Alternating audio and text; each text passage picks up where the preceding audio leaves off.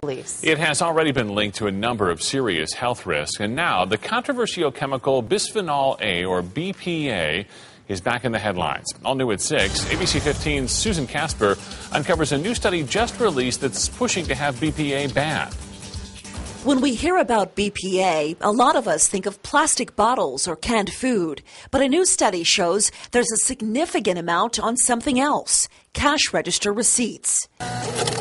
A vocal critic says it's proof we're being exposed to BPA on a much higher level than we originally thought. The surface amounts of bisphenol A on about 40% of the papers that we analyzed were astronomical. University of Missouri professor Frederick vom Saal has been blowing the whistle on BPA for more than a decade.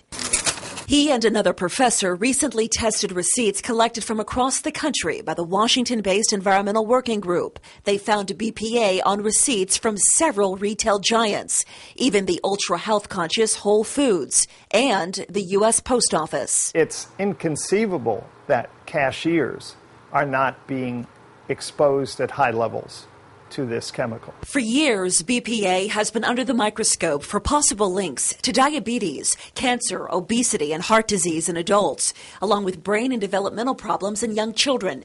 Vom Saal says the way the chemical is used on receipts is even more potent because it can rub off the paper and onto your hand. If there are alternatives already, why use BPA when we know it's exceedingly harmful? Some chains like Starbucks and Target scored well in the study. Their receipts had only trace amounts or no BPA. So how do you know if the receipt you're touching contains the chemical? That's the problem. You don't.